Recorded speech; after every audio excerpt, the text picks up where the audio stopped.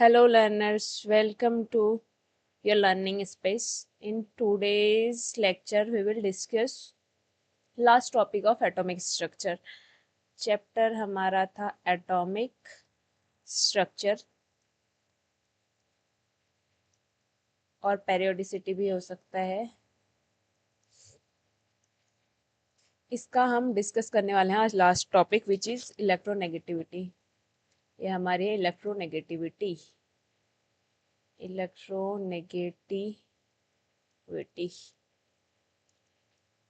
क्या होती है इलेक्ट्रोनेगेटिविटी? बेसिकली क्या है कि अगर मेरे पास एक मॉलिक्यूल है जो दो एटम से मिलकर बना है, ए और बी।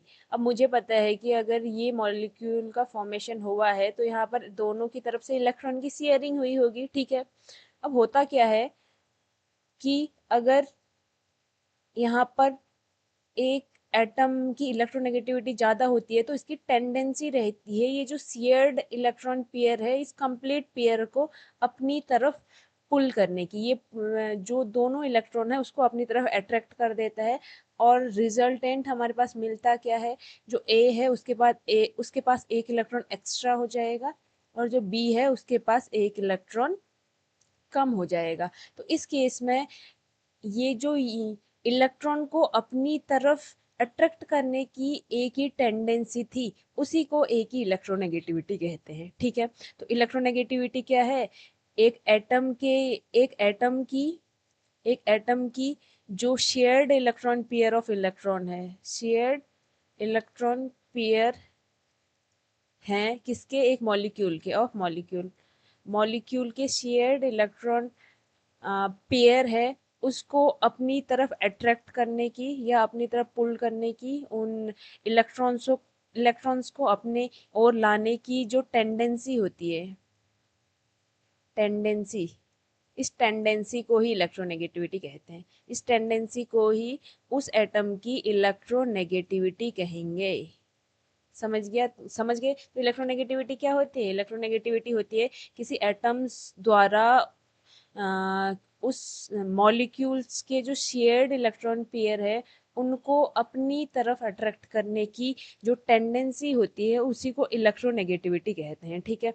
ये दोनों इलेक्ट्रॉन को अगर यहाँ पर ए की इलेक्ट्रोनेगेटिविटी ज़्यादा है तो दोनों इलेक्ट्रॉन पेयर को पूरा अपनी तरफ खींच देगा, कौन? ए, ठीक है।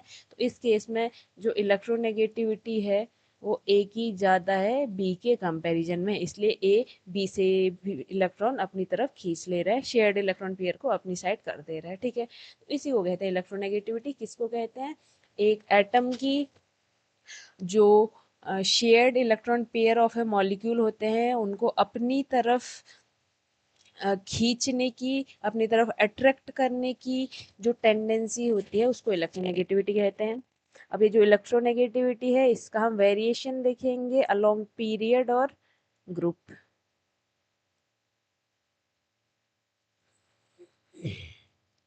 ठीक है, पेरियोडिक वेरिएशन देखेंगे, वेरिएशन अलोंग पीरियड। पीरियड में इलेक्ट्रॉन नेगेटिविटी कैसे वेरी करती है? तो सबसे पहले होता क्या है, मुझे पता है पीरियड में हम मूव करते हैं लेफ्ट टू राइट। पीरियड की जब भी बात करेंगे तो हम लेफ्ट टू राइट देखेंगे कि लेफ्ट टू राइट जाने पर क्या चेंजेस आते हैं। अब हमें पता है लेफ्ट टू राइट जाने पर एटॉमिक नंबर इंक्रीज करता है, एटॉमिक नंबर इंक्रीज करेगा, एटॉमिक नंबर इंक्रीज करेगा तो न्यूक्लियर चार्ज इंक्रीज करेगा, न्यूक्लियर चार्ज इंक्रीज करेगा, सेल नंबर कांस्टेंट रहता है, सेल नंबर कांस्टेंट रहता है, ठीक है। तो यहाँ पर ओवरऑल क्या होगा, न्यूक्लियर चार्ज बढ़ेगा, सेल नंबर कांस्टेंट रहेगा तो न्यूक्लियर चार्ज ओवर ऑब्वियसली बात है डोमिनेट करेगा। इसका मतलब न्यूक्लियर चार्ज अगर बढ़ता है तो यहाँ पर साइज छोटा होता हुआ देखेंगे और न्यूक्लियर चार्ज अगर बढ़ेगा, ध्यान दो यहाँ पर न्यूक्लियर चार्ज बढ़ रहा है। इलेक्ट्रोनेगेटिविटी क्या है, इसके अपने इलेक्ट्रॉन तो इसके पास है, ये इसके अपने इलेक्ट्रॉन है, लेकिन एक बाहर का इलेक्ट्रॉन मतलब जो दूसरे ने इलेक्ट्रॉन शेयर किया है उस इलेक्ट्रॉन को इसने खींचना है। तो उस इलेक्ट्रॉन को अपनी तरफ पुल कौन करेगा, ये उस इलेक्ट्रॉन को पुल करने के लिए रिस्पॉन्सिबल होंगे इसके प्रोटॉन, यानी कि इसका न्यूक्लियर चार्ज। तो इसका न्यूक्लियर चार्ज अगर ज़्यादा होगा, इसके नंबर ऑफ प्रोटॉन इसके पास ज़्यादा होंगे, न्यूक्लियर चार्ज ज़्यादा होगा, तो इस इलेक्ट्रॉन को अपनी साइड पुल करने की टेंडेंसी भी ज़्यादा होगी, इसका मतलब इलेक्ट्रोनेगेटिविटी ज़्यादा होगी। ठीक है, तो हम क्या कहेंगे, लेफ्ट टू राइट मूव करने पर जो एलिमेंट्स होते हैं उनकी इलेक्ट्रोनेगेटिविटी इंक्रीज होती है, इलेक्ट्रोनेगेटिविटी इंक्रीज होगी। ठीक है, क्यों इंक्रीज होगी बता दिया है। अब ये तो था अलोंग पीरियड। अब मैं अगर बात करूं अलोंग ग्रुप, अलोंग ग्रुप क्या होगा, ग्रुप्स में बात करेंगे। ग्रुप्स में अगर बात करूं तो आई नो कि ग्रुप में हम टॉप टू बॉटम मूव करते हैं, ये टॉप के एलिमेंट्स होंगे और यहाँ की तरफ को अगर हम नीचे की तरफ को आएंगे तो हमें बॉटम्स के एलिमेंट दिखेंगे। अब मुझे पता है कि टॉप टू बॉटम मूव करने पर एटॉमिक नंबर तो बढ़ता ही है, एटॉमिक नंबर तो ऑब्वियसली बात है बढ़ेगा, और न्यूक्लियर चार्ज भी बढ़ेगा, न्यूक्लियर चार्ज भी बढ़ेगा। बट एक चीज़ जो ज़्यादा बढ़ती है या डोमिनेट कर जाती है, that is shell number. Shell number increase होते हैं और शेल नंबर यहाँ पे डोमिनेट कर जाता है, शेल नंबर डोमिनेट करेगा over nuclear charge, nuclear charge के ऊपर शेल नंबर डोमिनेट करेगा। तो होगा क्या, शेल नंबर डोमिनेट करेगा तो ओवरऑल एटॉमिक साइज बढ़ेगा, एटॉमिक साइज बढ़ेगा। अब एटम का खुद का साइज बड़ा हो गया, भाई एटम का खुद का साइज बड़ा हो गया है, तो बाहर के देखो इस प्रोटॉन का तो अपने ही इलेक्ट्रॉन पर उतनी पकड़ नहीं होगी, तो ये बाहर के इलेक्ट्रॉन को कैसे पुल करेगा। ठीक है, तो रिजल्टेंट क्या होगा, इलेक्ट्रोनेगेटिविटी डिक्रीज होगी। तो ग्रुप में टॉप टू बॉटम मूव करने पर इलेक्ट्रोनेगेटिविटी डिक्रीज होती हुई आपको देखने को मिलेगी। ठीक है, अब बात करेंगे एप्लीकेशन ऑफ द इलेक्ट्रोनेगेटिविटी। जो इलेक्ट्रोनेगेटिविटी है इसकी एप्लीकेशंस क्या रहती हैं,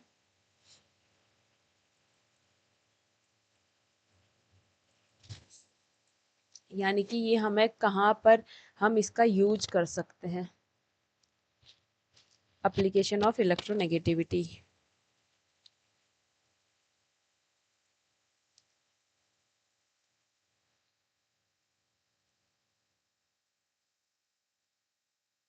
एप्लीकेशन ऑफ इलेक्ट्रोनेगेटिविटी, इलेक्ट्रोनेगेटिविटी की एप्लीकेशन क्या रहेगी, जब, ध्यान से सुनना, फर्स्ट बात कर लेते हैं, फर्स्ट देख लेते हैं। फर्स्ट इसकी एप्लीकेशन है type of bond, types of bond. कहने का मतलब है इलेक्ट्रोनेगेटिविटी की हेल्प से हम ये बता पाएंगे कि किस टाइप का बॉन्ड यहाँ पर प्रेजेंट है। ठीक है, माना मैंने एक मॉलिक्यूल ले लिया A, ठीक है, अब यहाँ पर मुझे पता है कि ये जो दोनों हैं ये सेम है, तो इसका मतलब इनकी इलेक्ट्रोनेगेटिविटी सेम होगी, इलेक्ट्रोनेगेटिविटी सेम होगी। और इलेक्ट्रोनेगेटिविटी डिफरेंस की बात करूंगी, एक की इलेक्ट्रोनेगेटिविटी में से दूसरे की इलेक्ट्रोनेगेटिविटी माइनस करूंगी तो वैल्यू आएगी 0। ठीक है, जब इलेक्ट्रोनेगेटिविटी डिफरेंस की वैल्यू 0 आती है तो यहाँ पे जो बॉन्ड होता है that is covalent bond, covalent bond, और वो भी कैसा कोवेलेंट बॉन्ड, ये होता है हमारा प्योर कोवेलेंट बॉन्ड। ठीक है, तो यहाँ पर जब भी इलेक्ट्रोनेगेटिविटी डिफरेंस 0 होगा तो आपको जो बॉन्ड देखने को मिलेगा, जब भी इलेक्ट्रोनेगेटिविटी डिफरेंस 0 होगा तो ये जो आपको बॉन्ड देखने को मिलेगा ये हमारा होगा हमेशा कोवेलेंट बॉन्ड। ठीक है, अब क्या हुआ कि ये जो इलेक्ट्रॉन मॉलिक्यूल है वो ए ना होकर ए बी है, और इस केस में माना अगर जो इलेक्ट्रोनेगेटिविटी डिफरेंस है वो स्टिल 0 है, तो तब भी प्योर कोवेलेंट बॉन्ड ही होगा, प्योर कोवेलेंट बॉन्ड ही होगा, कोवेलेंट बॉन्ड ही होगा। लेकिन अगर ये जो डिफरेंस है वो 0 ना होकर, ये जो डिफरेंस है वो बढ़कर 2.5 से ज़्यादा हो जाता है, 2.5 या 2.5 से ज़्यादा हो जाता है, तो इस केस में जो आपको बॉन्ड देखने को मिलेगा, तब ये जो बॉन्ड होगा, अगर यहाँ पर इलेक्ट्रोनेगेटिविटी डिफरेंस जो है 2.5 या 2.5 से ज़्यादा होता है तो आपको जो बॉन्ड देखने को मिलेगा that will be ionic bond. तो वो बॉन्ड कैसा होगा, वो बॉन्ड होगा आपका आयनिक बॉन्ड। ठीक है, और अगर आपको देखने को मिलेगा कि इलेक्ट्रोनेगेटिविटी डिफरेंस 0 तो नहीं है लेकिन 2.5 से कम है, तब कोवेलेंट बॉन्ड ही होता है, लेकिन उसमें आयनिक कैरेक्टर प्रेजेंट होते हैं, तो हम उसको पोलर कोवेलेंट बॉन्ड कह सकते हैं। पोलर कोवेलेंट बॉन्ड, या आप कह सकते हैं covalent bond with ionic character, ठीक है। लेकिन इलेक्ट्रोनेगेटिविटी डिफरेंस 0 होगा तो भाई प्योर कोवेलेंट बॉन्ड होगा, क्योंकि दोनों की इलेक्ट्रोनेगेटिविटी सेम होगी और बॉन्ड हमेशा इधर ही रहेंगे। लेकिन एक की इलेक्ट्रोनेगेटिविटी देखो, डिफरेंस 2.5 का कब बनेगा, जब एक की इलेक्ट्रोनेगेटिविटी बहुत ज़्यादा है, दूसरे की बहुत कम है। तो इस केस में जो बॉन्ड के इलेक्ट्रॉन है, बॉन्ड के जो दोनों इलेक्ट्रॉन है, माना एक की इलेक्ट्रोनेगेटिविटी ज़्यादा है, तो डिफरेंस इतना बहुत ज़्यादा है तो बॉन्ड के दोनों इलेक्ट्रॉनों को ही अपनी तरफ ले लेगा, और यहाँ पर एक के ऊपर माइनस और दूसरे के ऊपर प्लस आ जाएगा। इस केस में जो आपको बॉन्ड यहाँ पर देखने को मिलेगा that will be ionic bond, ठीक है, क्योंकि वो आयंस वहां पर फॉर्म हो जाते हैं इलेक्ट्रोनेगेटिविटी डिफरेंस की वजह से। तो आयन फॉर्म हो जाएंगे तो बॉन्ड भी हमारा आयनिक बॉन्ड हो जाएगा। ठीक है, ऐसे ही अगर इलेक्ट्रोनेगेटिविटी डिफरेंस इतना ज़्यादा तो नहीं है, फिर भी ठीक ठाक है, फिर भी ठीक ठाक है, मतलब ए बी है, इसमें ए की इलेक्ट्रोनेगेटिविटी बी से ज़्यादा है, बहुत ज़्यादा तो नहीं है, फिर भी ठीक ठाक है, तो इस केस में भी इलेक्ट्रॉन ए अपनी साइड को ही रखेगा, अपनी साइड रखेगा, तो इस पर आप पार्शियल नेगेटिव, यहाँ पर पार्शियल पॉजिटिव देखेंगे, तो आप देखेंगे कि जो बॉन्ड है, बॉन्ड में पोलैरिटी जनरेट होगी है, बॉन्ड में पोलैरिटी जो है जनरेट हो गई है, ठीक है, बॉन्ड में पोलैरिटी जनरेट होती हुई आपको यहाँ पर देखने को मिलेगी। और अब यहाँ का मैं एक एग्जांपल बता देती हूँ, ये तो ठीक ही हो गया। अगर कोवलेंट बॉन्ड की बात करेंगे तो कोवलेंट बॉन्ड में तो मैं ले लेती हूँ, मैंने ले लिया नाइट्रोजन, एग्जाम्पल ले रहे हैं, मैंने ले लिया कार्बन और कार्बन के बीच के बॉन्ड की बात कर लूँ कार्बन ले लिया और कार्बन के बीच के ले लिया, कार्बन का मुझे पता है 2.5 है, दूसरा कार्बन भी 2.5 ही होगा, तो यहाँ पर जो इलेक्ट्रोनेगेटिविटी डिफरेंस है वो कितना हो जाएगा, इलेक्ट्रोनेगेटिविटी डिफरेंस आपका ये जो ई नहीं है, इलेक्ट्रोनेगेटिविटी डिफरेंस है, ठीक है, तो इलेक्ट्रोनेगेटिविटी डिफरेंस हमारा यहाँ पर हो जाएगा 0, क्योंकि 2.5 माइनस 2.5 करेंगे तो 0 ही हो जाएगी वैल्यू, ठीक है। तो यहाँ पर जो ये बॉन्ड होगा ये प्योर कोवेलेंट बॉन्ड होगा, pure covalent bond, covalent bond, या हाइड्रोजन हाइड्रोजन भी आप इस जगह पर देख सकते हैं, हाइड्रोजन हाइड्रोजन की बात करेंगे तो वहाँ पे 2.1 इसकी इलेक्ट्रोनेगेटिविटी होगी, तो वहाँ पे भी आप देखेंगे कि प्योर कोवेलेंट बॉन्ड होगा, ठीक है। अब इसकी जगह मैंने अगर ले लिया NaCl, NaCl, तो NaCl में अगर मैं इलेक्ट्रोनेगेटिविटी की बात करूँ तो सोडियम की होती है 0.9 और क्लोरीन की होती है 3.5। अब यहाँ पर भाई इसका डिफरेंस देखो तुम कितना ज़्यादा आएगा, इलेक्ट्रोनेगेटिविटी डिफरेंस 3.5 में से माइनस करूँगी 0.9, तो मुझे कितना देखने को मिलेगा 2.6, तो इट इज़ ग्रेटर देन 2.5, 2.5 से ग्रेटर है, इसका मतलब यहाँ पर जो बॉन्ड होगा, ये जो बॉन्ड होगा, ये बॉन्ड होगा आपका आयनिक बॉन्ड, आयनिक बॉन्ड, ठीक है। तो यहाँ से आप समझ गए होंगे कि किस तरीके से हम आयनिक बॉन्ड और कोवेलेंट बॉन्ड को आइडेंटिफाई कर सकते हैं on the basis of electronegativity, या बाय यूजिंग इलेक्ट्रोनेगेटिविटी, इलेक्ट्रोनेगेटिविटी के यूज से हम फाइंड कर सकते हैं कि बॉन्ड का टाइप क्या चल रहा है, ठीक है। तो हम यही देख रहे थे, एप्लीकेशन ऑफ इलेक्ट्रोनेगेटिविटी, और उसमें टाइप ऑफ बॉन्ड हमने इलेक्ट्रोनेगेटिविटी के बेस पर देख लिया। अब बात करेंगे एक्सप्लेनेशन ऑफ डायगोनल रिलेशनशिप, अभी भी एप्लीकेशन ही चल रही है, सेकंड एप्लीकेशन है explanation of diagonal relationship, explanation of diagonal relationship,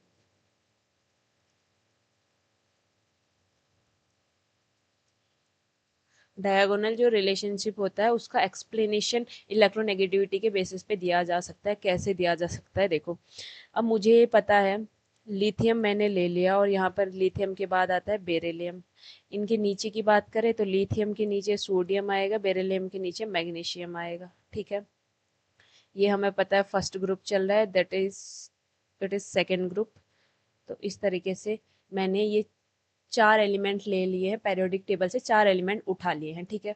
अब आई नो, मुझे ये पता है कि जब मैं लेफ्ट टू राइट मूव करूंगी तो इलेक्ट्रोनेगेटिविटी बढ़ेगी, ठीक है। और मुझे ये भी पता है कि जब मैं टॉप टू बॉटम मूव करूंगी तो इलेक्ट्रोनेगेटिविटी कम होगी, क्योंकि ये दोनों चीजें हमने पढ़ ली है अलोंग पीरियड या इन ग्रुप हमें क्या वेरिएशन देखने को मिलता है, ठीक है। तो रिजल्टेंट क्या होगा, देखो रिजल्टेंट ये होगा कि लिथियम की जो इलेक्ट्रोनेगेटिविटी है वो कम होगी बेरिलियम से, और बेरिलियम की जो इलेक्ट्रोनेगेटिविटी है वो ज़्यादा होगी मैग्नीशियम से, ठीक है। तो यहाँ से होता क्या है कि एक रिलेशन देखने को मिलता है लिथियम और मैग्नीशियम के बीच में, कि जो इनकी इलेक्ट्रोनेगेटिविटी है वो ऑलमोस्ट सेम हो जाती है, ऑलमोस्ट सेम हो जाती है। ऑलमोस्ट सेम कैसे हो जाएगी, पहले लिथियम की 1.0 होती है और मैग्नीशियम की होती है 1.2, ऑलमोस्ट सेम है ही, ठीक है। होता क्या है, लिथियम से बेरिलियम जाएंगे, इलेक्ट्रोनेगेटिविटी बढ़ेगी, माना बाई चांस, मतलब मैं मान रही हूँ सिर्फ, माना 1 से 2 चलेगी, लेकिन जब ऊपर से नीचे आएंगे फिर इलेक्ट्रोनेगेटिविटी डिक्रीज करेगी, तो 2 से कितना आ जाएगी, फिर 1 के आसपास आ जाएगी। तो इसी को कहते हैं डायगोनल रिलेशनशिप, और डायगोनल रिलेशनशिप को हम इलेक्ट्रोनेगेटिविटी के बेसिस पे देख सकते हैं कि यहाँ पर जो डायगोनल रिलेशन होता है, यहाँ पर डायगोनल रिलेशन किसके बीच में है, यहाँ पर डायगोनल रिलेशन है लिथियम और मैग्नीशियम के बीच में। लिथियम और मैग्नीशियम के बीच का रिलेशन देखोगे तो ये रिलेशन है डायगोनल रिलेशन, डायगोनल रिलेशन, ठीक है। तो ये डायगोनल रिलेशन है, और इस डायगोनल रिलेशन को जो है इलेक्ट्रोनेगेटिविटी एक्सप्लेन करती है। इलेक्ट्रोनेगेट ये कहता है कि यहाँ पे जो डायगोनल रिलेशन है इनकी इलेक्ट्रोनेगेटिविटी ऑलमोस्ट सेम होगी, यहाँ पर इनकी जो इलेक्ट्रोनेगेटिविटी होगी वो क्या होगी, ऑलमोस्ट सेम होगी। क्यों होती है ऑलमोस्ट सेम, ऑलमोस्ट सेम इसलिए होती है क्योंकि लेफ्ट टू राइट इंक्रीज करेगी तो टॉप टू बॉटम डिक्रीज करेगी, रिजल्टेंट इन दोनों की आपस में इक्वल, ऑलमोस्ट इक्वल हो सकती है, ठीक है। तो ये तो है explanation of diagonal relationship. another application of electronegativity. Now next application of electronegativity discuss करेंगे, that is explanation of bond angle, explanation of bond angle। Bond angle का जो एक्सप्लेनेशन है वो हम इलेक्ट्रोनेगेटिविटी के बेसिस पे कैसे दे सकते हैं, ध्यान से देखना। अगर मेरे पास जो सेंटर एटम है, सेंटर सेंटर का एटम है, सेंटर एटम है, उसकी इलेक्ट्रोनेगेटिविटी जो है ज़्यादा होती है, तो हमारा जो बॉन्ड एंगल है, बॉन्ड एंगल वो भी आपको ज़्यादा देखने को मिलेगा। सिंपल मैं एग्जांपल लूँगी, आप सब समझ जाओगे।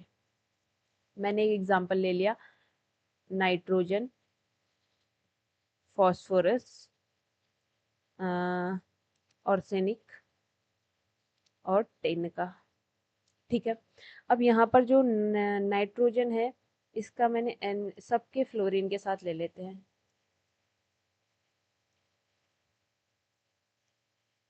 तो होगा क्या, यहाँ पर जो इलेक्ट्रोनेगेटिविटी है, देखो नाइट्रोजन,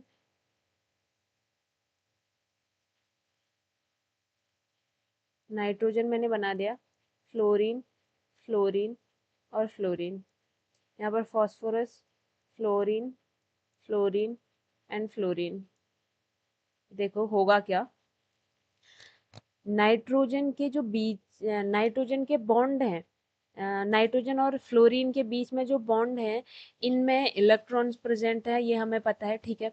अब क्योंकि जितने भी एलिमेंट, जितने भी मॉलिक्यूल्स को हम कंपेयर कर रहे हैं सब में क्या है, सब में फ्लोरीन प्रेजेंट है तो फ्लोरीन के बेसिस पे तो हम देखेंगे नहीं, क्योंकि फ्लोरीन का जो इफेक्ट होगा वो सब में सेम होगा, क्योंकि सब में फ्लोरीन ही प्रेजेंट है, ठीक है। लेकिन चेंजेस किसमें देख रहे हैं? चेंज हम देख रहे हैं कि सेंटर एटम चेंज हो रहा है, तो हम सेंटर एटम के बेसिस पे ही अपना एक्सप्लेनेशन देंगे। तो होगा क्या, क्योंकि नाइट्रोजन की इलेक्ट्रोनेगेटिविटी में देखूं तो नाइट्रोजन की ज़्यादा होगी फॉस्फोरस से, इसकी ज़्यादा होगी ऑर्सेनिक से, इसकी ज़्यादा होगी एंटीमनी से, ठीक है। तो नाइट्रोजन की इलेक्ट्रोनेगेटिविटी ज़्यादा होगी, तो रिजल्टेंट होगा क्या कि ये जो इलेक्ट्रॉन है नाइट्रोजन अपनी तरफ पुल करेगा, अपनी तरफ इन इलेक्ट्रॉनों को पुल करेगा, इन इलेक्ट्रॉन्स को अपनी तरफ पुल करेगा, तो ये जो इलेक्ट्रॉन है बिल्कुल नाइट्रोजन के पास में पहुंच जाएंगे, बिल्कुल नाइट्रोजन के पास पहुंच सकते हैं यहाँ पर, ठीक है।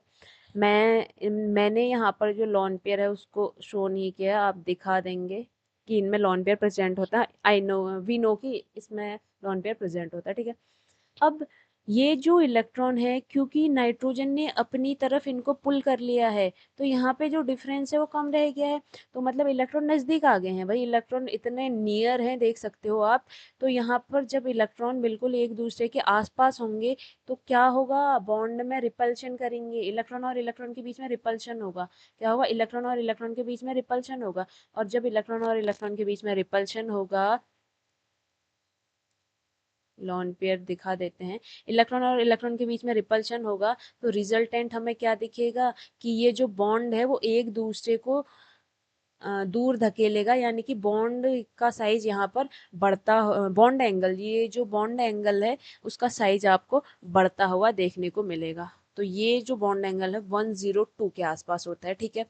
सेम अगर मैं फॉस्फोरस की बात करूं, तो फॉस्फोरस में क्या होगा, फॉस्फोरस में अब नाइट्रोजन से कंपेयर करेंगे इसको भाई, नाइट्रोजन से कंपेयर करेंगे तो इलेक्ट्रोनेगेटिविटी फॉस्फोरस की कम होती है, तो उतना इलेक्ट्रॉन को अपनी तरफ पुल करेगा नहीं, अब इतने इलेक्ट्रॉन बिल्कुल नियर में नहीं आएंगे, तो रिपल्शन कम होगा, यहाँ पर रिपल्शन कम होगा, एक दूसरे को रिपल नहीं करेंगे, तो बॉन्ड एंगल कम रहेगा, बॉन्ड एंगल कम रहेगा, ठीक है। तो यहाँ पर जो फ्लोरीन और फ्लोरीन के बीच का फ्लोर पीएफ बॉन्ड के बीच का जो बॉन्ड एंगल होता है, दैट इज 97 डिग्री। देखो 102 से 97 में आ जाता है, क्यों, रीजन क्या है, रीजन है कि जो नाइट्रोजन की इलेक्ट्रोनेगेटिविटी है वो फॉस्फोरस से बहुत ज़्यादा होती है। अब यहाँ पर बॉन्डों के बीच में बॉन्ड एंगल देखोगे तो यहाँ पर 96 दिखेगा और यहाँ पर 88 दिखेगा। रीजन अगेन वही है कि इनकी इलेक्ट्रोनेगेटिविटी कम होती है, और इलेक्ट्रोनेगेटिविटी कम होगी तो ये बॉन्ड के जो इलेक्ट्रॉन है उनको अपनी तरफ पुल नहीं कर पाएंगे, और अपनी तरफ पुल नहीं कर पाएंगे तो यहाँ पर जो रिपल्शन है वो क्रिएट नहीं होगा, और ये रिपल्शन अगर क्रिएट नहीं होगा इसका मतलब बॉन्ड एंगल नहीं बढ़ेगा। और अगर बॉन्डों के इलेक्ट्रॉनों को वो बिल्कुल अपने पास ले आ रहा है और इस रिपल्शन को क्रिएट कर रहा है, तो रिजल्टेंट हमें ये जो बॉन्ड एंगल है, ये बॉन्ड एंगल वो बढ़ता हुआ देखने को मिलेगा, ठीक है। तो यहाँ से हमें क्या पता चला, यहाँ से हमें ये पता चला कि इलेक्ट्रोनेगेटिविटी के बेसिस पे हम बॉन्ड एंगल बता सकते हैं। जैसे एक और बताऊं, ये है, ठीक है, ये हमारा H2O है, ये हमारा H2S है। अब मैं इलेक्ट्रोनेगेटिविटी की बात करूं तो मुझे पता है ऑक्सीजन की ज़्यादा होती है सल्फर से, तो यहाँ पर मुझे पता है कि ये जो इलेक्ट्रॉन है वो बिल्कुल अपनी तरफ खींच लेगा, जबकि सल्फर उसके कंपैरिजन में इलेक्ट्रॉनों को बिल्कुल अपने पास नहीं रखना चाहेगा, तो यहाँ पर रिपल्शन होगा तो बॉन्ड एंगल इंक्रीज होगा, बॉन्ड एंगल इंक्रीज होगा। लेकिन यहाँ पर रिपल्शन उतना नहीं होगा, तो बॉन्ड एंगल इसका आपको कम देखने को मिलेगा, किसके कंपैरिजन में, H2O के कंपैरिजन में, ठीक है। तो ये है बॉन्ड एंगल का कॉन्सेप्ट, जो इलेक्ट्रोनेगेटिविटी का एक एप्लीकेशन है, क्योंकि इलेक्ट्रोनेगेटिविटी के बेसिस पे ही हम यहाँ पर बॉन्ड एंगल को फाइंड कर रहे हैं, ठीक है।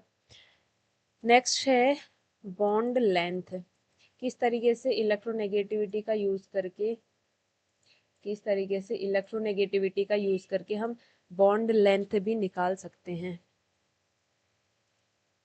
This is fourth application of electronegativity, that is calculation of bond length,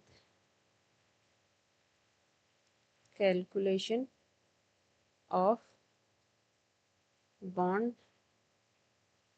length, bond length की कैलकुलेशन की बात करेंगे तो यहाँ पे होता क्या है, अगर मेरे पास दो एटम है, एक मॉलिक्यूल के दो एटम है ए एंड बी, ठीक है, और इनके बीच में जो इलेक्ट्रोनेगेटिविटी डिफरेंस है वो कुछ ना कुछ इलेक्ट्रोनेगेटिविटी डिफरेंस है, मतलब जो डिफरेंस है वो जीरो नहीं होना चाहिए। तो यहाँ पर कुछ ना कुछ इलेक्ट्रोनेगेटिविटी डिफरेंस होगा। तो यहाँ पर अगर देखो हल्का भी इलेक्ट्रोनेगेटिविटी डिफरेंस आपको यहाँ पर देखने को मिलेगा तो इसमें आयनिक कैरेक्टर होगा। फिर इसमें थोड़ा भी अगर इलेक्ट्रोनेगेटिविटी डिफरेंस देखने को मिलेगा तो आयनिक कैरेक्टर होगा, चाहे कम ही हो, ठीक है, आयनिक कैरेक्टर होगा। अब यहाँ पर जो आयनिक कैरेक्टर होता है उसको किस बेसिस पे निकालेंगे, इलेक्ट्रोनेगेटिविटी के बेसिस पे, ठीक है। तो ये जो आयनिक कैरेक्टर है इसको इलेक्ट्रोनेगेटिविटी के बेसिस पे निकालेंगे। इसकी हेल्प से हम इसकी लेंथ कैसे निकाल सकते हैं, जो ये लेंथ है, मैं लेंथ निकाल रही हूँ ए बी की, यानी कि बॉन्ड लेंथ निकाल रही हूँ। ए बी हमारा मॉलिक्यूल है, इस मॉलिक्यूल के बॉन्ड की लेंथ निकाल रहे हैं, ठीक है। तो बॉन्ड लेंथ कैसे निकलेगी, आर ए, आर है कोवलेंट रेडियाई ऑफ ए, फिर उसके बाद है plus covalent radii of B, और हम माइनस करेंगे यहाँ पर 0.09 electronegativity of A minus electronegativity of B, chi A minus काई बी। ये है, इस फॉर्मूले से हम बॉन्ड लेंथ निकाल सकते हैं किसी भी मॉलिक्यूल के लिए, ठीक है। ये कैसे पॉसिबल हुआ, इसके लिए यहाँ पर ज़रूरी है कि यहाँ पर जो हमारा बॉन्ड है उसमें कुछ ना कुछ आयनिक कैरेक्टर प्रेजेंट होना चाहिए, और उसमें कुछ ना कुछ आयनिक कैरेक्टर प्रेजेंट होगा। तो ये आयनिक कैरेक्टर किस वजह से प्रेजेंट हो रहा है, इलेक्ट्रोनेगेटिविटी के डिफरेंस से ही तो देखने को मिल रहा है। इसका मतलब इलेक्ट्रोनेगेटिविटी के डिफरेंस के ही हेल्प से हम इसका बॉन्ड लेंथ निकाल सकते हैं। तो बॉन्ड लेंथ आप देख रहे होंगे कि इलेक्ट्रोनेगेटिविटी के डिफरेंस की हेल्प से हम निकाल पा रहे हैं।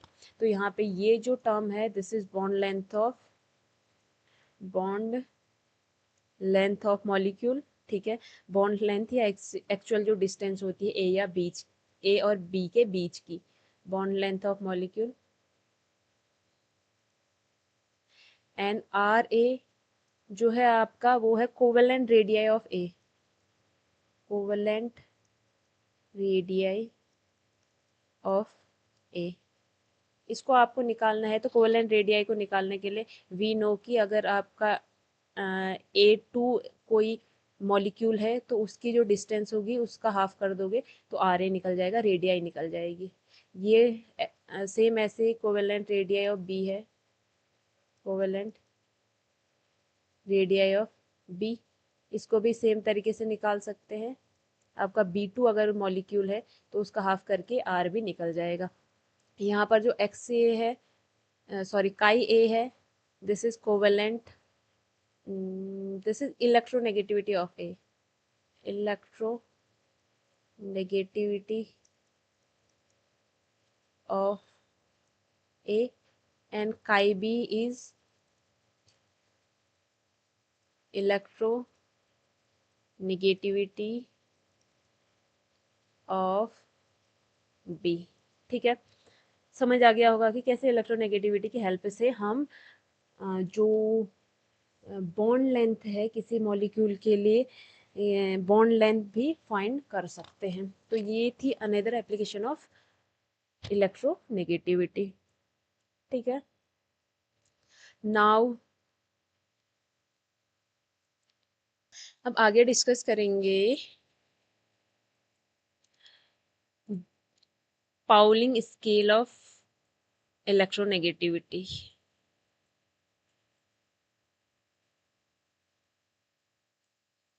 अब आगे डिस्कस करेंगे कि डिफरेंट स्केल्स की हेल्प से इलेक्ट्रोनेगेटिविटी को कैसे फाइंड किया जा सकता है, कैसे हम इलेक्ट्रोनेगेटिविटी डिराइव कर सकते हैं, ठीक है। तो इलेक्ट्रोनेगेटिविटी डिराइव करने के डिफरेंट स्केल्स यहाँ पर प्रेजेंट हैं। सबसे पहले हम किसकी हेल्प से निकालेंगे electronegativity, Pauling scale of electronegativity, Pauling scale of Pauling scale of electronegativity negativity. भाई पाउलिंग स्केल ऑफ इलेक्ट्रोनेगेटिविटी की हेल्प से इलेक्ट्रोनेगेटिविटी कैसे निकलेगी वो देखो। सबसे पहले ये हेल्प लेता है एनर्जी डिफरेंस का। ये कहता है कि एनर्जी डिफरेंस की हेल्प से हम बताएंगे कि इलेक्ट्रोनेगेटिविटी क्या रह सकती है। तो एनर्जी डिफरेंस इसने किसका लिया, इसने कहा कि सपोज ए और बी एक मॉलिक्यूल है, ठीक है, ए बी एक मॉलिक्यूल है, तो उसका एनर्जी डिफरेंस निकालेंगे। उसका एनर्जी डिफरेंस जो होगा वो इसने कहा कि इसका जो एनर्जी डिफरेंस है, इस ए बी मॉलिक्यूल का एनर्जी डिफरेंस जो है वो ए बी के एनर्जी, ए बी के एनर्जी, और माना जो ए बी है वो प्योर कोवेलेंट बॉन्ड होता तो उस टाइम इसकी क्या एनर्जी होती, प्योर कोवेलेंट बॉन्ड होता, कोवेलेंट, प्योर कोवेलेंट बॉन्ड होता तब उसकी एनर्जी क्या होती, उसके इक्वल आएगा इसका एनर्जी डिफरेंस, ठीक है। तो एनर्जी डिफरेंस के बेसिस पे कहा था, और वो एनर्जी डिफरेंस किस पर डिपेंड करता है कि इसकी जो एनर्जी है एक्चुअल में मीजर्ड एनर्जी क्या निकल रही है, और अगर वो प्योर कोवेलेंट बॉन्ड होता देन उसकी एनर्जी क्या होती, वहां से निकलेगा, ठीक है। अब हमें ये पता है कि अगर हम इसके प्योर कोवेलेंट बॉन्ड के एनर्जी की बात करें, प्योर कोवेलेंट बॉन्ड की एनर्जी की बात करें, तो वो energy of A and energy of BB के सम का मीन होगा, क्योंकि यहीं से तो हमारा कोवेलेंट बॉन्ड बनता है ना, ए और बीबी। अगर A B pure covalent bond है, इसका मतलब ए का हाफ करेंगे और बीबी का हाफ करेंगे, तो उससे हमारा प्योर कोवेलेंट बॉन्ड की एनर्जी निकल जाती है। तो प्योर कोवेलेंट बॉन्ड की एनर्जी निकालनी है तो मुझे मीन लेना पड़ेगा, मीन लेना पड़ेगा energy of A plus energy of BB का, ठीक है। This is arithmetic mean, this is arithmetical mean. इसको मैं इक्वेशन 1 मान लेती हूँ। और मैं अर्थमेटिकल मीन की जगह ज्योमेट्रिकल मीन लूँ तो उसके केस में हम क्या करते हैं, हाफ को इसके पावर में डाल देते हैं। तो यहाँ पर क्या हो जाएगा, ई ए बी अगर कोवेलेंट है तो आई नो कि जो ए है और ई बी बी, इसको मल्टीप्लाई करेंगे और यहाँ पर इनके बीच में बॉन्ड है, इनकी पावर हाफ रख देंगे तो it will equal to geometrical mean. तो ये हमारा हो जाएगा geometrical mean, and this is equation second. अब मैं क्या करूँगी, यहाँ पर फर्स्ट इक्वेशन में से सेकेंड इक्वेशन को माइनस करूँगी, क्योंकि एनर्जी डिफरेंस मुझे वहीं से मिलेगा। एनर्जी डिफरेंस अगर मुझे निकालना है, मुझे एनर्जी डिफरेंस निकालना है, तो मैं फर्स्ट जो एनर्जी आई थी हमारी उसमें से सेकेंड वाले को माइनस करूँगी, यानी कि इक्वेशन 1 माइनस इक्वेशन 2 करेंगे, ठीक है। तभी तो एनर्जी का, इन दोनों के बीच में एनर्जी का डिफरेंस निकाल रहे हैं, तो इसी तरीके से एनर्जी का डिफरेंस निकलेगा। तो एनर्जी का डिफरेंस अगर फर्स्ट की बात करें तो फर्स्ट हमने क्या माना था, हमारा first was E A B covalent. जो भी इसकी वैल्यू होगी वो उसको आप इसकी जगह पुट कर सकते हो, मैं यही लिख रही हूँ। ये इक्वल ये, और माइनस इक्वेशन सेकंड क्या है, E A multiple product E B B and power में है आपका हाफ, ठीक है। तो यहाँ पर ये जो है एनर्जी डिफरेंस की वैल्यू आ रही है। अब हमें पता है हम बात तो किसकी कर रहे हैं, अभी तक हम बात करें प्योर कोवेलेंट की। ये ऊपर चीज़ें हम तभी तो देख रहे थे, मैंने यहाँ पर क्या कहा था, हम बात कर रहे हैं जब चीज़ें प्योर कोवेलेंट होंगी।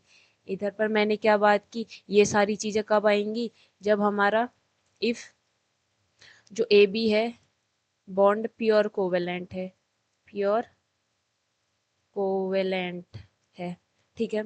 अब प्योर कोवेलेंट जब बॉन्ड होता है तो हमें एक चीज़ पता है कि प्योर कोवेलेंट बॉन्ड के लिए जो एनर्जी डिफरेंस होता है ज़ीरो के इक्वल होता है। एनर्जी डिफरेंस ज़ीरो के इक्वल होगा तो यहाँ से इस जगह पर ज़ीरो आ जाएगा, इस वैल्यू को मैं इक्वल के अपोजिट साइड डालूंगी तो ये प्लस की हो जाएगी, तो यहाँ से मुझे मिलेगा covalent equal E B B और इसकी पावर हाफ, ठीक है, ये प्लस की हो जाएगी अब की बारी। अब ये कब है, this is the case when the energy difference will be zero. और एनर्जी डिफरेंस कब जीरो होगा, जब हमारा प्योर कोवेलेंट बॉन्ड होगा, तो दोनों की एनर्जी ऑलमोस्ट सेम होगी, ठीक है। अब माना ये प्योर कोवेलेंट नहीं है, माना प्योर कोवेलेंट नहीं है, तो if A and B is not pure covalent,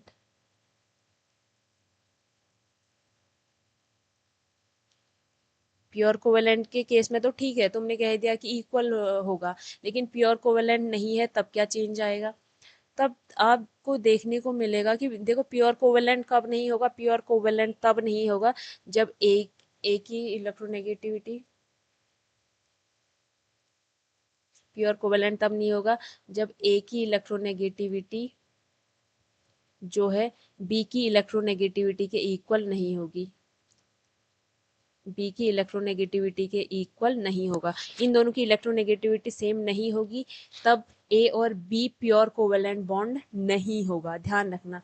और इस केस में क्या होता है कि जो एनर्जी ऑफ ए बी होती है, फिर वो आपकी ग्रेटर देन हो जाती है, ऊपर तो ये दोनों वैल्यूज बराबर थी, इक्वल थी, रीजन था कि दोनों कोवेलेंट, रीजन था कि बॉन्ड कोवेलेंट था, लेकिन अब प्योर कोवेलेंट बॉन्ड नहीं है, तो ये रिलेशन आपको देखने को मिलता है एनर्जी के लिए, ठीक है।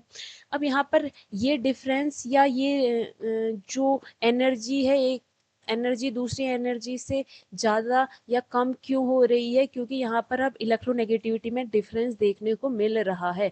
तो ये जो इलेक्ट्रोनेगेटिविटी में डिफरेंस देखने को मिल रहा है, यहाँ से हमारा एक इम्पेरिकल एक्सप्रेशन बनता है, इम्पेरिकल एक्सप्रेशन बनता है, उसकी हेल्प से इसको बता दिया जाएगा कि ये जो एनर्जी डिफरेंस है, इसकी हेल्प से इलेक्ट्रोनेगेटिविटी फिर कैसे निकलेगी। इम्पेरिकल जो एक्सप्रेशन है हमारा, इससे हम क्या आइडेंटिफाई कर सकते हैं, एक इम्पेरिकल एक्सप्रेशन यहाँ पे पाउलिंग ने दिया कि 0.18 डेल्टा ई एनर्जी, इसकी पावर हाफ जो है वो इक्वल होगी इलेक्ट्रोनेगेटिविटी ऑफ ए और इलेक्ट्रोनेगेटिविटी ऑफ बी। तो क्या होगा, देखो इस डिफरेंस की हेल्प से अब हम यहाँ पे इलेक्ट्रोनेगेटिविटी ऑफ ए और इलेक्ट्रोनेगेटिविटी ऑफ बी को आइडेंटिफाई कर सकते हैं। तो यहाँ पर एनर्जी और इलेक्ट्रोनेगेटिविटी के बीच में रिलेशन बता दिया है, ठीक है। तो यही पाउलिंग का एक्सप्रेशन था।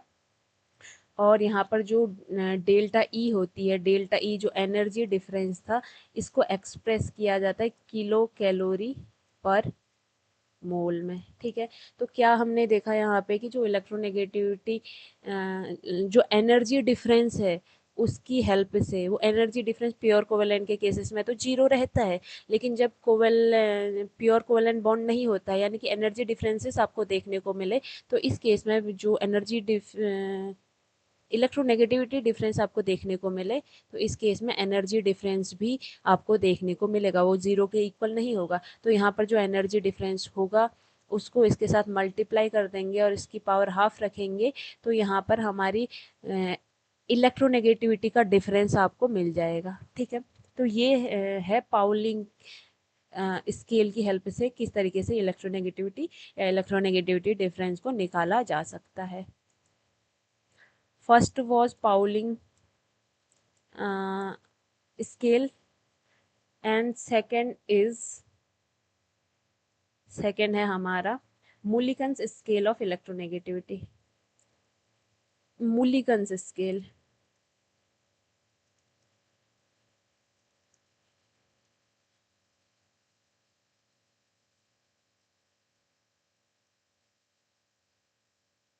मुलिकन स्केल ऑफ इलेक्ट्रोनेगेटिविटी,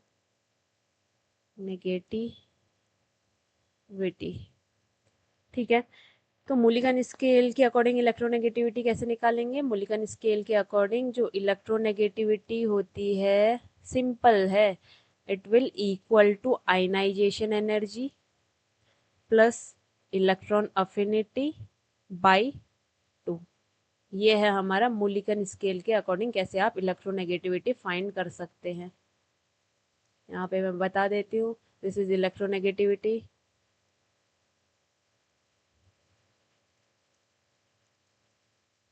ये है आपका आयनाइजेशन एनर्जी,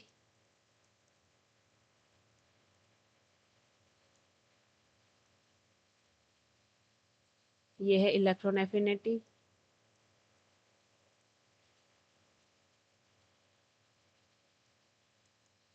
ठीक है।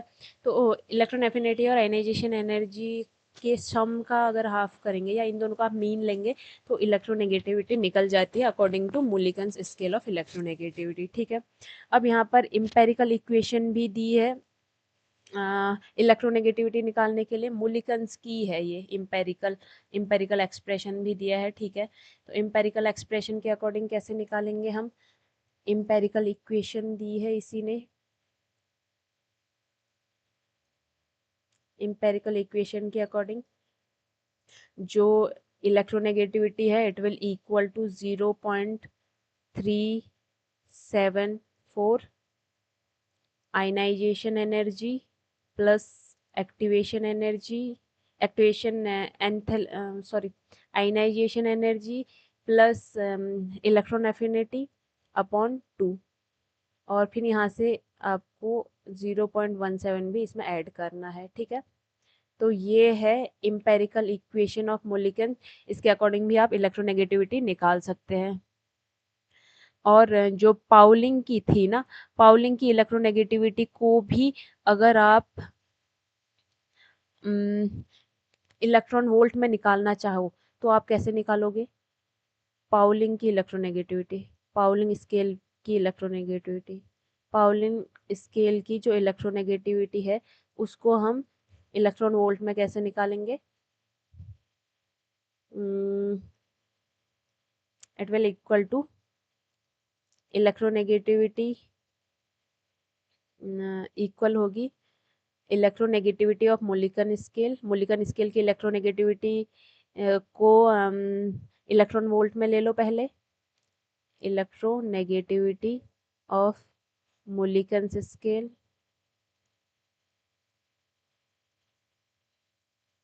इसको आपने इलेक्ट्रॉन वोल्ट में लेना है, और इसको जब डिवाइड कर देंगे 2 से तो आपकी जो पाउलिंग स्केल की इलेक्ट्रोनेगेटिविटी है वो इलेक्ट्रॉन वोल्ट में निकल जाएगी, ठीक है। Next third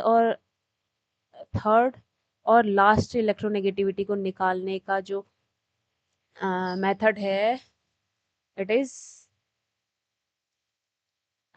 Alfred Rochow electronegativity, third है एल्फ्रेड रोचो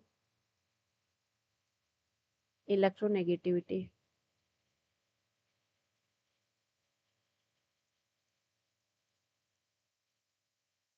एल्फ्रेड रोचो की इलेक्ट्रोनेगेटिविटी कैसे निकलती है एल्फ्रेड रोचो के अकॉर्डिंग, तो इसने बेसिकली जो इलेक्ट्रोनेगेटिविटी है उसको इलेक्ट्रोस्टैटिक फोर्स के बेसिस पे दिया है। इसने किस बेसिस पे दिया कि जो हमारा न्यूक्लियस और इलेक्ट्रॉन के बीच में जो अट्रैक्शन होता है जिसको हम इलेक्ट्रोस्टैटिक फोर्स कहते हैं, इलेक्ट्रोस्टैटिक फोर्स, इस फोर्स को इलेक्ट्रोस्टैटिक फोर्स एफ, इस फोर्स को ही इसने इलेक्ट्रोनेगेटिविटी कह दिया है। बेसिकली एक तरीके से है तो वही ना, इस अट्रैक्शन को ही तो एक तरीके से हम इलेक्ट्रोनेगेटिविटी मान रहे हैं।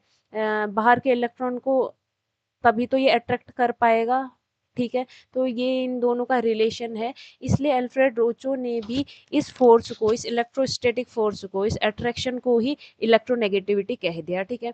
तो इसके अकॉर्डिंग ये जो इलेक्ट्रोस्टैटिक फोर्स है that is equal to Z effective, हमें पता है कि जेड इफेक्टिव न्यूक्लियर चार्ज बढ़ेगा तो ये जो अट्रैक्शन है वो ऑफकोर्स बढ़ेगा, और आर अपॉन आर स्क्वायर, यानी कि डिस्टेंस बढ़ेगी, डिस्टेंस किसकी, distance of nuclei, distance of nucleus from outer most electron, nucleus की इलेक्ट्रॉन से अगर डिस्टेंस बढ़ेगी तो जो फोर्स है वो कम हो जाएगा। ये वाला फोर्स है ये डिस्टेंस पर भी डिपेंड करेगा, डिस्टेंस बढ़ेगी तो कम होगा, और जेड इफेक्टिव बढ़ेगा तो ये फोर्स ज़्यादा होगा। इट मीन्स इसके अकॉर्डिंग जो इलेक्ट्रोनेगेटिविटी है that is also proportional to Z effective upon R square. तो ये अल्फ्रेड रोचो के अकॉर्डिंग इलेक्ट्रोनेगेटिविटी इस तरीके से निकाली जा सकती है, ठीक है। अब यहाँ पर टर्म्स जो जो है उनको देख लेंगे। ये एफ जो है यहाँ पर इलेक्ट्रोस्टैटिक फोर्स है, इलेक्ट्रोस्टैटिक फोर्स है। जेड इफेक्टिव की बात करें तो जेड इफेक्टिव, वी नो कि Z effective effective nuclear charge है, इफेक्टिव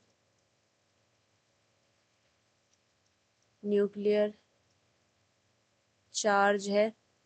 आर यहाँ पे जो है वो है covalent radius of the atom, covalent radius, covalent radius of the atom, of the atom, और ये आपकी होगी इन एंगस्ट्रॉन। ठीक है, ध्यान रखने वाली बात यहाँ पे ये है कि जो कोवेलेंट रेडियस ऑफ एटम है ये, या फिर हम कहें न्यूक्लियस से आउटर मोस्ट इलेक्ट्रॉन तक के डिस्टेंस, ये दोनों ही आर कहलाएंगे। ठीक है, और ई एन की बात करें तो ये है आपकी इलेक्ट्रोनेगेटिविटी, इलेक्ट्रोनेगेटिविटी। ठीक है, तो यहाँ से हमारा जो यहाँ पर टॉपिक है वो ख़त्म होता है, और एट द सेम टाइम जो हमारा चैप्टर है वो भी इस टॉपिक के साथ ख़त्म होता है। नेक्स्ट चैप्टर स्टार्ट करेंगे नेक्स्ट लेक्चर में। इस लेक्चर के लिए या इस चैप्टर के लिए इतना ही। Thank you so much, bye.